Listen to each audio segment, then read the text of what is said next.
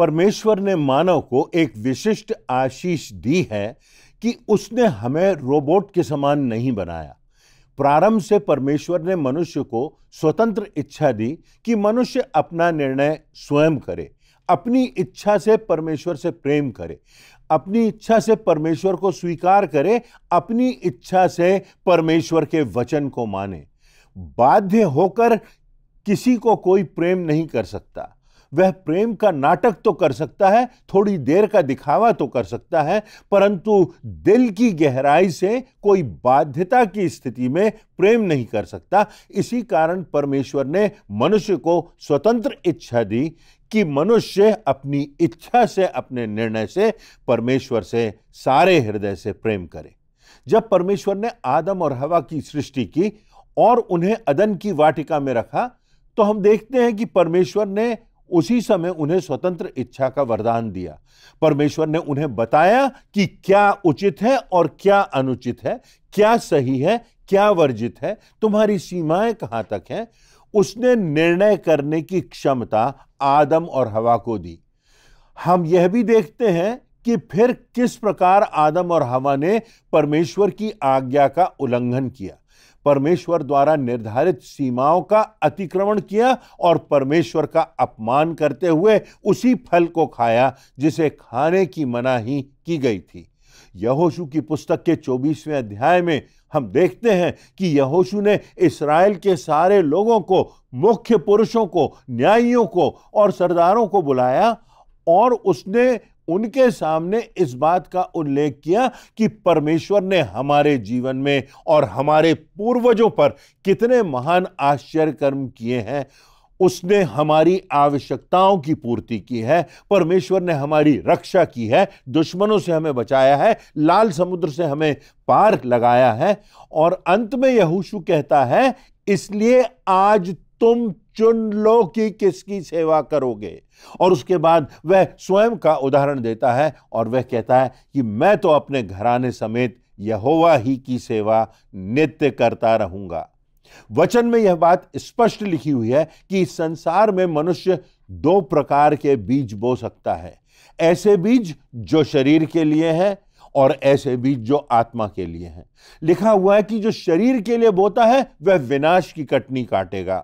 जो शरीर पर ध्यान लगाता है, जो केवल अपने मनोरंजन के लिए, अपने आनंद के लिए, अपने सुख के लिए, अपने लाभ के लिए, अपने स्वार्थ के लिए, अपने भोग विलास को चाहते हुए जो कुछ करता है वह विनाश की कटनी काटेगा।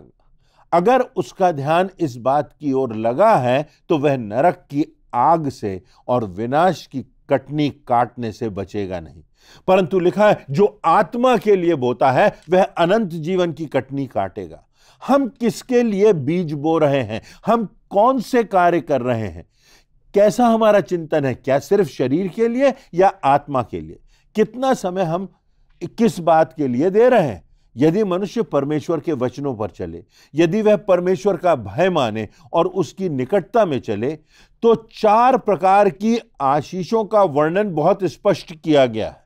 व्यवस्था विवरण की पुस्तक के 28वें अध्याय की 1 से 14वीं आयत में इस बात का वर्णन है, जिसमें 4 आशीषें दिखाई गई हैं। पहली आशीष आर्थिक आशीष।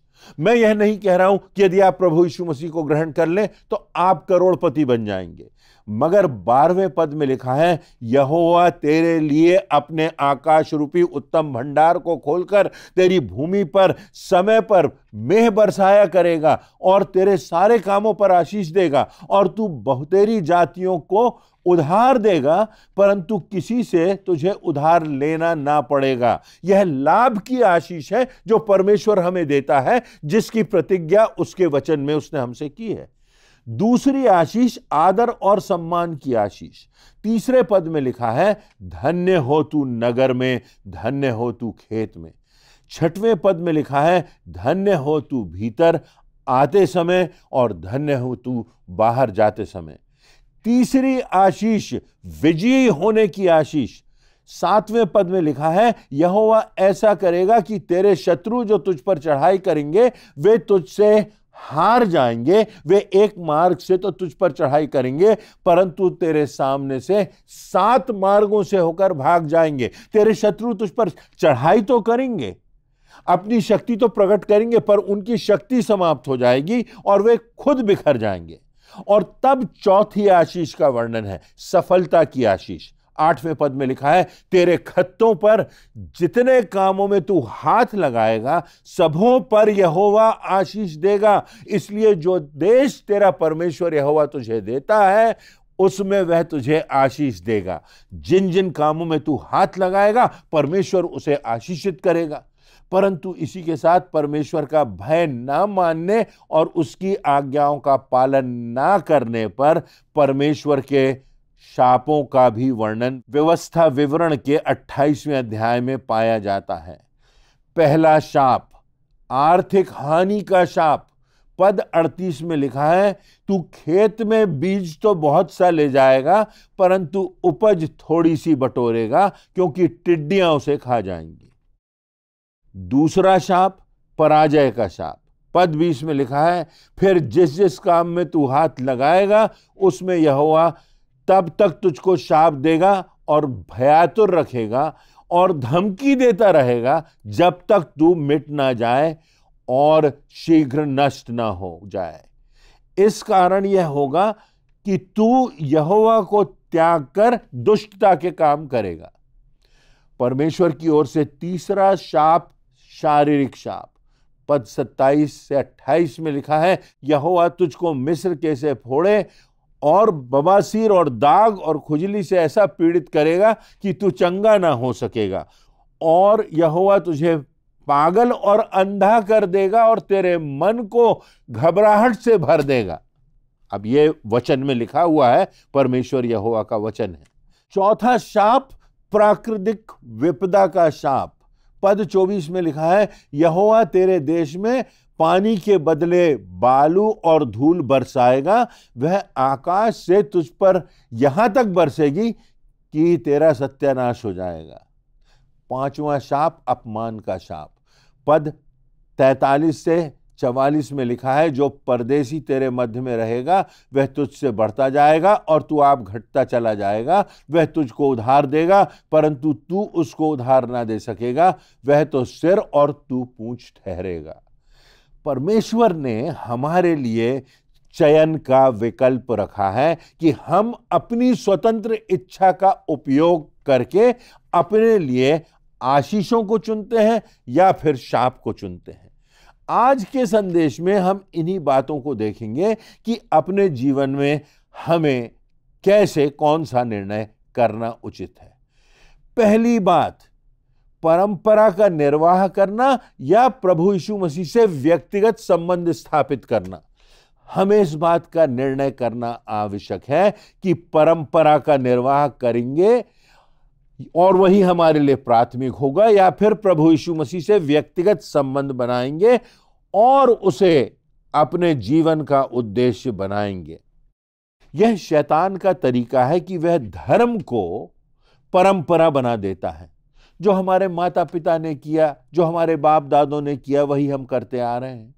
जो कुछ वो रीति रिवाज मानते थे, जिन पर्वों को मनाते थे, वही हम करते आ रहे हैं, परंतु उसका कोई लॉजिकल या रीजनेबल कोई कारण समझ में नहीं आता, पर हम करते आ रहे हैं क्योंकि एक अच्छी बात है, हमारे पूर्वजों ने ऐसा किया है तो हम करते आ रहे हैं।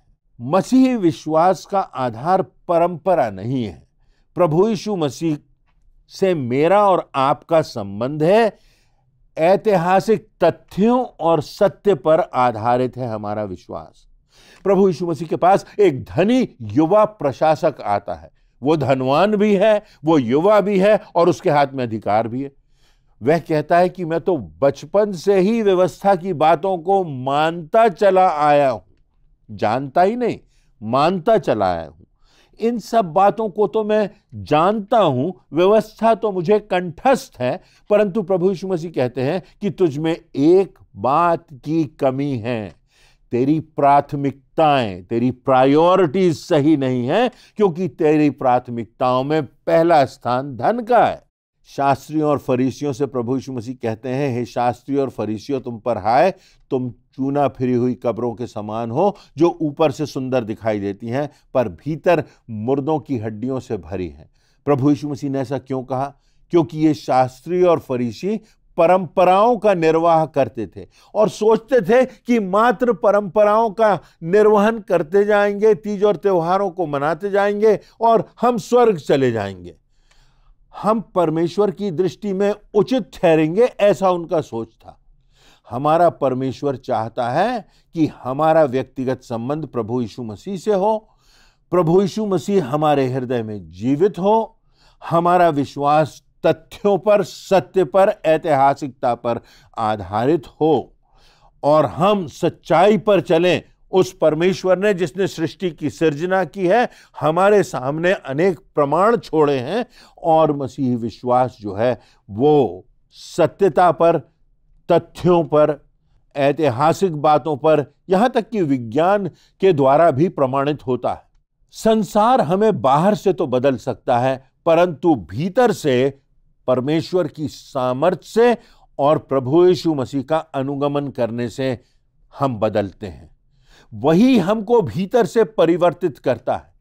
पहला शमूएल की पुस्तक के 16वें अध्याय की 7वीं 8वीं आयतों में लिखा है, क्योंकि मनुष्य तो बाहर का रूप देखता है, परंतु यहोवा की दृष्टि मन पर लगी रहती है। हमारा सोच क्या है, हमारा उद्देश्य क्या है, हम किस उद्देश्य से परमेश्वर की सेवा कर रहे हैं, किस उद्देश्य से हम परमेश्वर के पीछे चल रहे हैं। परमेश्वर हमसे कहता है कि तुम चुन लो कि तुम परंपरा का निर्वाह करोगे या प्रभु यीशु मसीह को अपना व्यक्तिगत मुक्तिदाता करके ग्रहण करोगे, क्योंकि वही उद्धारकर्ता होकर इस संसार में अवतरित हुआ। उसी ने हमारे पापों की कीमत चुकाई, उसी ने निष्कलंक जीवन जिया, उसी ने मृत्यु को हराया।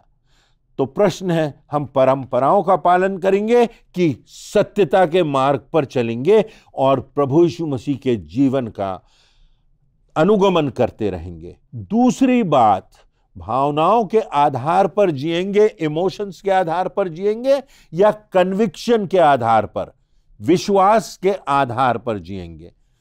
अपने जीवन में हमें यह चुनना बहुत जरूरी है, क्या हम भावनाओं के आधार पर जिएंगे या विश्वास के आधार पर जिएंगे? अक्सर हम भावनाओं के आधार पर निर्णय लेते हैं। हम उन बातों को चुन लेते हैं जिनसे हमको खुशी मिलती है, शारीरिक आनंद का एहसास होता है, प्रसन्नता मिलती है। जिन बातों से मन को शांति मिलेगी, जिन बातों से आनंद मिलेगा, जिन बातों से हम अपने गमों को भूल जाएंगे, उन बातों को हम स्वीकार कर लेते हैं। परंतु हमें चुनना है कि हम भावनाओं के आधार पर जिएंगे या विश्वास के आधार पर। यिर्मयाह की पुस्तक के 17वें अध्याय की 9वीं आयत में लिखा है, मन तो सब वस्तुओं में अधिक धोखा देने वाला होता है, उसमें असाध्य रोग लगा है, उसका भेद कौन समझ सकता है? अक्सर हम कहते हैं कि मेरे मन में तो यह इच्छा हो रही है या मेरा मन तो ऐसा कह रहा है। मन तो काबू में नहीं रह गया, क्या करें?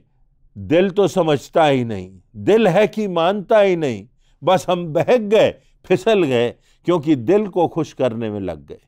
मरकुस रचित सुसमाचार के 7वें अध्याय की 21 से 23वीं आयतों में लिखा है, क्योंकि भीतर से अर्थात मनुष्य के मन से बुरी बुरी चिंताएं, व्यभिचार, चोरी, हत्या, परस्त्रीगमन, लोभ, दुष्टता, छल, लुचपन, कुदृष्टि, निंदा, अभिमान और मूर्खता ही निकलती है। ये सब बातें मनुष्य के भीतर से निकलती हैं और उसकी आत्मा को अशुद्ध करती हैं।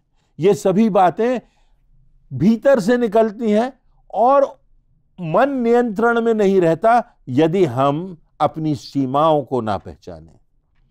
यदि हम यह ना जाने कि हम परमेश्वर की इच्छा का पालन करेंगे और चुनौतियों को स्वीकार करेंगे, चाहे उनमें हमें कितनी भी पीड़ा उठाना पड़े। यूसुफ के सामने जब पोतीफर की पत्नी आई और उससे अनैतिक संबंध उसने बनाना चाहे और जब यूसुफ वहां से भाग गया, तो क्या वह भावनाओं के आधार पर जी रहा था या परमेश्वर के वचन के आधार पर जी रहा था? उसने अपने मन को नियंत्रित किया, उसने परमेश्वर की ओर देखा और भावनाओं में ना बह करके, शारीरिक लालसाओं में ना बह करके वह परमेश्वर की इच्छा को पूरा करने के लिए आगे बढ़ गया, उस स्थान से वो चला गया। और तब आगे हम देखते हैं कि किस प्रकार यूसुफ अपने भाइयों के लिए, जिन्होंने उसे गड्ढे में डाला था, गुलाम बनाकर बेच दिया था, यूसुफ उनके लिए आशीष का कारण बनता है, उनकी मदद करता है। क्या उस समय यूसुफ भावनाओं के आधार पर जी रहा था या फिर परमेश्वर के वचन के आधार पर जी रहा था? परमेश्वर की इच्छा पूरी करने के लिए जी रहा था। दानियल के सामने जब राजा आज्ञा आई, राजा का आदेश आया कि प्रतिमा के सामने झुकना है, नहीं तो सिंहों की मांद में डाल दिया जाएगा, तो दानियल क्या भावनाओं के आधार पर, भय के आधार पर जी रहा था या परमेश्वर के आधार पर जी रहा था? शद्रक मेशक अबेदनगो के सामने जब आग का भट्टा आता है, तो जो निर्णय उन्होंने किया, क्या उन्होंने अपनी भावनाओं के आधार पर निर्णय किया, अपने मन के आधार पर निर्णय किया, भय के आधार पर निर्णय किया, उस आग को देख करके निर्णय किया, या फिर परमेश्वर की ओर दृष्टि उठा करके परमेश्वर के वचन के प्रति जो उनकी प्रतिबद्धता थी उसके आधार पर निर्णय किया? तो जब हमारी परीक्षा हो, जब हमारा अपमान हो, जब हमें अपने प्रियों से चोट पहुंचे, तब हमारे मन की परीक्षा होती है। और इसलिए आवश्यकता इस बात की है कि हम अपने मन की चौकसी करें। वचन में लिखा है, सबसे बढ़कर अपने मन की चौकसी कर, क्योंकि जीवन का प्रमुख मूल्य यही है। तीसरी बात हमारे निर्णय के संबंध में हमारे सामने, अनंत जीवन या अनंत मृत्यु। इस पृथ्वी पर हम जो निर्णय करते हैं वह इसलिए प्रमुख है क्योंकि वह हमारे जीवन की नियति को, डेस्टिनी को, आत्मा के अनंत को प्रभावित करता है। जो निर्णय हम यहां करते हैं वह इस बात को निर्धारित करता है कि हम अनंत जीवन को प्राप्त करेंगे, नरक की अनंत आग में जलते रहेंगे, या परमेश्वर के साथ अनंत जीवन को, अनंत जीवन में, स्वर्ग राज्य में प्रवेश करेंगे। यह निर्णय एक बीज के समान है। हमारे पास विनाश का भी बीज है और अमरता का भी बीज है। बीज वह है हर दिन जो हम निर्णय करते हैं, हर दिन जो हमारा व्यवहार है, हर दिन जो हमारा कार्य है। प्रश्न यह है कि हम क्या बो रहे हैं। इब्रानियों के पुस्तक के 10वें अध्याय की 26वीं और 27वीं आयतों में लिखा है, क्योंकि सच्चाई की पहचान प्राप्त करने के बाद यदि हम जानबूझकर पाप करते रहें तो फिर पापों के लिए कोई बलिदान बाकी नहीं। हाँ, दंड का एक भयानक बाट जोहना और आग का ज्वलन बाकी है जो विरोधियों को भस्म कर देगा। तो जब हम पाप करते हैं, जब हम अपने मन के अनुसार चलते हैं, बार बार जानते बूझते हुए भी हम गलत निर्णय लेते हैं और परमेश्वर की चेतावनी और उसकी इच्छा के विरोध में जाते हैं, हम नहीं समझते, हम नहीं सुधरते और वचन के आधार पर नहीं चलते, तो हम जीवते परमेश्वर के पुत्र को पांव से रौंदते हैं, उसके लहू को अपवित्र जानते हैं, उसके अनुग्रह की आत्मा का अपमान करते हैं। वचन में लिखा हुआ है कि प्रभु यीशु मसीह द्वार पर खड़ा हुआ है, खटखटा रहा है हमारे हृदय को, निवेदन कर रहा है, याचना कर रहा है, बुला रहा है, अपनी बाहें फैलाए हुए हमारे लिए ठहरा है। हम पर दबाव नहीं डाल रहा, दरवाजा तोड़कर वो अंदर नहीं आ रहा, पर खटखटा रहा है। लूका की पुस्तक के 12वें अध्याय की 54वीं आयत में प्रभु यीशु मसीह कहते हैं, जब बादल को पश्चिम से उगते हुए देखो तो तुरंत कहते हो कि वर्षा होगी, और ऐसा ही होता है। प्रभु यीशु मसीह कहते हैं कि तुम तो दुनिया की बातों को देखकर और सुनकर जान लेते हो कि कौन सी बात उचित है, कौन सी बात का परिणाम क्या होगा। लूका की पुस्तक के 12वें अध्याय की 27वीं आयत में प्रभु यीशु मसीह कहते हैं, तुम आप ही निर्णय क्यों नहीं कर लेते कि उचित क्या है? अरे इतना कुछ तो तुमने सुना है, इतना कुछ तो तुमने जाना है, इतना सब मैंने तुमसे कहा है, अब तुम आप ही निर्णय क्यों नहीं कर लेते? तुम आप ही क्यों नहीं चुन लेते? एक और अनंत जीवन है जहां प्रभु यीशु मसीह का साथ है, जहां उसके हाथों में हमारा हाथ है, और दूसरी ओर अनंत विनाश है, आत्मा का विनाश है, जिसमें हम उस नरक की अग्नि में हमेशा जलते रहेंगे जो बुझने की नहीं। परंपराओं का निर्वहन हमको स्वर्ग नहीं ले जाएगा, परंतु प्रभु यीशु मसीह के साथ हमारा व्यक्तिगत संबंध, उसका हाथ थाम कर चलते रहना, पवित्र आत्मा की अगुवाई में निर्णय लेना, भावनाओं के आधार पर नहीं परंतु वचन के आधार पर, विश्वास के आधार पर, परमेश्वर के मापदंडों के आधार पर यदि हम चलेंगे तो अनंत जीवन पाएंगे। इसीलिए हम अपना विश्वास निरंतर परमेश्वर की ओर बनाए रखें, प्रभु यीशु मसीह का अनुगमन करें। वही हमारे जीवनों को सुरक्षा देगा, सार्थक बनाएगा और इस संसार के बाद अनंत जीवन में हम प्रवेश कर सकेंगे। अंत में प्रमुख बात यह है कि अनंत जीवन को चुनना या फिर अनंत मृत्यु की ओर बढ़ जाना, यह हमारे निर्णय की बात है। आज इस समय हमारा चयन क्या है, हमारा निर्णय क्या है, क्या निर्णय हम कर रहे हैं। आज जो हम निर्णय करेंगे उसकी नियति निर्धारित हो जाएगी। आज जो बात हम परमेश्वर के सामने आकर के मान लेंगे, स्वीकार करेंगे, पश्चाताप करेंगे और परमेश्वर की राह पर फिर जाएंगे, परमेश्वर हमारे जीवन को सार्थक बनाएगा इस संसार में और परमेश्वर हमको स्वर्ग में अनंत जीवन देगा। इसकी वचन में प्रतिज्ञा है। परमेश्वर का वचन अटल है और परमेश्वर की प्रतिज्ञाएं सच्ची हैं, खरी हैं, इस जीवन के लिए भी और इस जीवन के उस पार भी।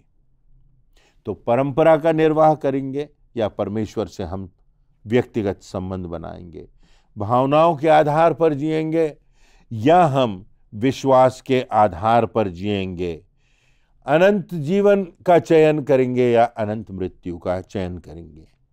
प्रार्थना करें, इन बातों को गंभीरता से लें। परमेश्वर आपको स्वीकार करने के लिए आज आमंत्रित कर रहा है। आज निर्णय का समय है। आज परमेश्वर आपको बुला रहा है।